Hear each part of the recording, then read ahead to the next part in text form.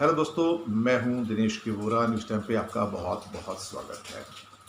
भारत के संदर्भ में अभी चाइना के साथ जो टेंशन चल रही है उसमें United states of America, European union के सभी देश और यूनाइटेड नेशंस, इन सब ने डी एस्केलेट करने की एक्चुअली अर्ज किया है और कहा है कि दोनों देशों को एक एक कदम पीछे हट जाना चाहिए। लेकिन जो हुआ है बहुत दुर्भाग्यपूर्ण हुआ है और कल भारत की फॉरेन मिनिस्ट्री ने इसको प्री मेडिटेटेड कहा है कि पहले से प्लान था और भारत का जवाब बहुत क्लियर था। ये कंफर्म है कि भारत के 20 जवान मरे हैं। अब ऑलमोस्ट ये भी कंफर्म हो चुका है कि चाइना के भी 35 से ज़्यादा लोग, 35 से ज़्यादा लोग मरे हैं। दरअसल मसला दौलत बेग ओल्डी से स्टार्ट होता था, जहाँ तक जो इंडिया का एरिया है जहाँ पे रोड बनाना चाह रहा था, चाइना उस पर ऑब्जेक्शन ले रहा था क्योंकि उस पर इंडिया को अपर हैंड मिल जाता था और काफ़ी बड़ा रोड नेटवर्क सिस्टम इंडिया वहाँ निर्माण कर रहा था लद्दाख के अंदर, जो चाइना की आंख को ठीक नहीं लग रहा था। लेकिन आज बहुत सारे आर्टिकल्स हैं न्यूज़पेपर में। यहाँ पे खासतौर से एक बड़ा आर्टिकल है पीटर फ्रैंकोपैन का, टाइम्स ऑफ इंडिया में काफ़ी बड़ा आर्टिकल है और इनका व्यू पॉइंट, इनकी काफ़ी बड़ी एक पहुंच है अंतर्राष्ट्रीय मामलों के अंदर और इनका इंटरव्यू भी है। और बाकी बहुत सारे जो फॉरेन के जो न्यूज़पेपर्स हैं, Washington post, guardian, New York times, London times, even Australian papers, ये एक तरह से हेडलाइन न्यूज़ है और इनमें बहुत सारे लोगों का ये कहना है कि चाइना जो साउथ चाइना सी में करने की कोशिश कर रहा है, ख़ास तौर से वियतनाम के साथ, थाईलैंड के साथ, ताइवान के साथ या बाकी देशों के साथ, तो उसकी वजह से वो सोचता है कि क्योंकि वहाँ पे मुझे कोई चैलेंज नहीं मिलता, अगर चैलेंज मिलता तो सिर्फ अमेरिका की वजह से मिलता, जो वहाँ पे उसकी जितनी भी सो कॉल्ड डोमिनेंस है उसको डायल्यूट कर रहा है। तो वो सोचता है कि मैं यहाँ से भी ऐसा कर लूँ। दूसरा, उसको जो खतरा है क्योंकि उसका सीपैक का जो प्रोजेक्ट है पाकिस्तान जाता है, उसको खतरा आता है अगर इंडिया यहाँ पे लद्दाख में और स्ट्रांग होता है तो वो नहीं चाहता कि भारत लद्दाख एरिया में और स्ट्रांग हो जाए और वो उसको डायल्यूट करने के लिए गलवान वैली के अंदर उसने सब कुछ किया और कहा कि गलवान वैली मेरी है। समस्या ये आ रही है कि अब उसके सामने मुकाबला एक वीक इंडिया का नहीं है, स्ट्रांग इंडिया का है और दुनिया अब ये मान रही है कि ये अभी आने वाले बहुत सारे साल अब इस बात को डिसाइड करेंगे कि अल्टीमेटली दुनिया के अंदर चाइना का डोमिनेंस कितना रहेगा। और वो ये भी मानने को तैयार है कि ये इस बात पे डिपेंड करता है कि रिस्पॉन्स क्या मिलेगा। अब देखिए, साउथ चाइना सी में रिस्पॉन्स तो पुअर है क्योंकि वो मिलिटरली उतने स्ट्रांग नहीं है। साउथ एशिया का जो एरिया है यहाँ भी सभी मिलिटरली बहुत वीक हैं, सारे के सारे, यहाँ पे कोई स्ट्रांग नहीं है इंडिया को छोड़ के। बाकी रशिया से वो टकराता नहीं क्योंकि रशिया उनके ऊपर है चाइना बॉर्डर पे और रशिया से टकराने की चाइना हिम्मत करता नहीं क्योंकि रशिया उसके मुकाबले 10 गुना स्ट्रांग है मिलिटरली। और बाकी जो कंट्री इधर आपके उनके वेस्टर्न कॉरिडोर में आते हैं वो भी एक्चुअली रशिया से टूटे हुए सारे के सारे हैं, सोवियत संघ से टूटे हुए, और वो उज्बेकिस्तान, ताजिकिस्तान, किर्गिस्तान, ये सारे देश हैं वहाँ पर। अब यहाँ पे हो क्या रहा था कि उनके ऊपर भी कोई ऐसा जोर नहीं चल रहा है तो वहाँ भी वो इंटरफेयर नहीं करता है, तो उसको ले दे के क्या काराकोरम की जो रेंजेस हैं, लद्दाख की जो रेंजेस हैं, वहाँ पे उसको अपना गिलगिट बाल्टिस्तान जो पाकिस्तान ऑक्यूपाइड एरिया है वहाँ पे उसको सारे कर्मकांड करने हैं।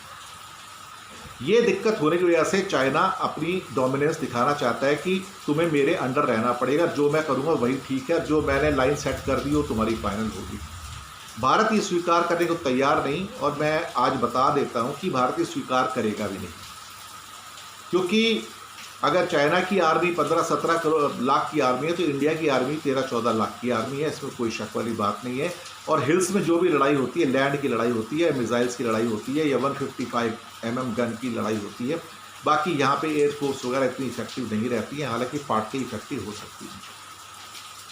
क्योंकि 62 की वॉर देखो, उसके बाद 67 की नाथुला की वॉर देखो। 67 में चाइना बहुत बुरी तरह से हारा था, जहाँ इंडिया के 70 सैनिक मरे थे और चाइना के 300 से ऊपर मरे थे उसके अंदर। ये सबको मालूम है इस टाइम। तो चाइना डोमिनेशन दिखाने की कोशिश कर रहा है और भारत ने ऑलरेडी कुछ स्टेप्स ले लिए हैं। आर्मी के डिप्लॉयमेंट तो वहाँ पे आ गए हैं। ब्रह्मोस जो मिसाइल्स हैं और बाकी जो क्रूज मिसाइल्स हैं इंडिया की, वो सारी की सारी अब डिप्लॉयड हो गई हैं। इसमें पृथ्वी मिसाइल्स भी हैं, अग्नि मिसाइल्स भी हैं, वो भी सारी की सारी डिप्लॉय हो गई हैं। और चूंकि ये तो बहुत दूर से मार कर सकती हैं, आपको हैरानी होगी सुन के कि जो हिंद महासागर के अंदर, इंडियन ओशन के अंदर जो इंडिया के नेवल शिप्स हैं, वो वहाँ से उनको अगर हिट करें आराम से तो चाइना की पूरे के पूरा चाइना उनके अंडर में आ जाता है। वो दिक्कत नहीं है। मिसाइल्स का अटैक का कोई दिक्कत नहीं है। चाइना को रोकना ज़रूरी है, वो भारत रोक पाने में समर्थ हो रहा है। और चाइना समझता है गलवान वैली उसका, भारत कहता है तुम्हारा है ही नहीं, तो जहाँ पे तुम हो पीछे चले जाओ, आइदर गो बैक या नहीं। चाइना की प्रॉब्लम ये हो रही है कि चाइना के 35 से ज़्यादा लोग मर चुके हैं और चाइना को ये मंजूर नहीं कि उनके ज़्यादा लोग मरे। ग्लोबल टाइम्स ने भी कहा, उनके फॉरेन स्पोक्स पर्सन ने भी कहा है, वहाँ के और जो चीनी मीडिया उन्होंने भी कहा है कि लोग काफ़ी मरे हैं, लेकिन नंबर नहीं बताएंगे। अब चाइना अपने जो सैनिक हैं उनका सम्मान तो करता नहीं, इज्जत तो करता नहीं। हिंदुस्तान में तो तिरंगे में लिपट के आते इज्जत होती है, वहाँ उनकी कोई इज्जत नहीं है। वहाँ के सैनिक जो है मैकेनिकल पार्ट से मर गए तो मर गए, खप गए तो खप गए। तो जो कंट्री अपने सैनिकों की इज्जत नहीं करता वो वैसे होता है। हो सकता है जो बाकी साउथ एशिया की कंट्री है वहाँ पे चाइना का दबदबा चल सके या उनका रुआबदाब चल सके, उनको कर्जे के जाल में फंसा सके, लेकिन भारत उसके कर्जे के जाल में नहीं आता। इसलिए भारत ने कल से ही स्टेप लेने शुरू कर दिए और स्टेप लेने के बाद जो सबसे पहले जो 1200 करोड़ का शंघाई टनल कॉरपोरेशन का जो वो था वो कैंसिल होने पर है। हालांकि उसके अंदर टेक्निकल दिक्कतें हैं क्योंकि उसके अंदर जो एडीबी की फंडिंग है तो आप उसको कैंसिल नहीं कर सकते। तो उसके ऊपर भारत सरकार का कहना है कि हम इसके ऊपर एडीबी की फंडिंग शायद नहीं लेंगे ताकि हमारे ऊपर कंडीशन ना आए। टेलीकॉम के इक्विपमेंट 30 से 35% जो आते हैं वो सारे के सारे चाइना से आते हैं, उनके ऊपर रोक लगा दी गई पूरी की पूरी। वो कल ऑफिशियल हो गया है। इवन प्राइवेट जियो, वोडाफोन, एयरटेल, उनको भी कह दिया गया कि आप नहीं खरीदेंगे। अब यहाँ पे एक बात हुई है कि ये सारे के सारे जो टेलीकॉम के इक्विपमेंट से जो इंडिया में 30-35% आते हैं, काफ़ी बड़ी मार्केट है। और ये हुआवी और ZTE 2 कंपनियां हैं जहाँ से आते हैं। इन दोनों को बहुत एम्बिशन था कि इंडिया की 135 करोड़ की मार्केट में 5G के अंदर आके हम पूरा का पूरा अपने एक्सचेंजेस देंगे और हमारे पास बिलियंस ऑफ डॉलर्स के बिजनेस होंगे। अमेरिका भारत के ऊपर दबाव डाल रहा था कि हम हुआवी के साथ बिजनेस ना करें, जैसे कि जापान नहीं करता, कोरिया नहीं करता, ऑस्ट्रेलिया नहीं करता, बहुत सारी यूरोपियन कंट्रीज़ भी नहीं करते हैं जो कि नेटो के सदस्य हैं। अमेरिका ने इसलिए बैन लगाया था हुआवी के ऊपर कि हुआवी जासूसी कर रहा था अपने उपकरणों की, इक्विपमेंट की वजह से, और भारत के ऊपर दबाव था। लेकिन भारत डबल माइंडेड था। लेकिन अब भारत का माइंड क्लियर हो गया, अब वो हुआवी बाहर हो गया है। हुआवी के लिए और ZTE के लिए इंडिया की 135 करोड़ की टेलीकॉम मार्केट, जो दुनिया की नंबर 1 मार्केट है टेलीकॉम की, 130 करोड़ से ज़्यादा हमारे यहाँ टेलीकॉम के जो कनेक्शंस हैं वो ज़्यादा है उससे। आप सोच सकते हैं कि इतनी बड़ी मार्केट कौन गंवाना चाहेगा। ये हुआवी के लिए बहुत बड़ा सेटबैक हो गया, लेकिन ये फ़ायदा होगा एरिक्सन का और सैमसंग का जो कि कोरियन है, उनको बेनिफिट जाएगा सारा का सारा। अब ये एक पहला सेटबैक आता है।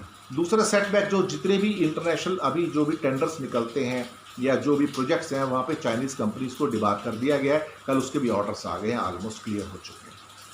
तो लॉसेस जो होंगे इंडिया के तो शायद इतने नहीं होंगे। और जहाँ तक मदरबोर्ड चिपबोर्ड की बात है, वो ताइवान से भी आते हैं, वियतनाम से भी आते हैं, थाईलैंड से आते हैं, इंडिया भी बहुत बनाता है, तो कोई उसमें दिक्कत नहीं आई है।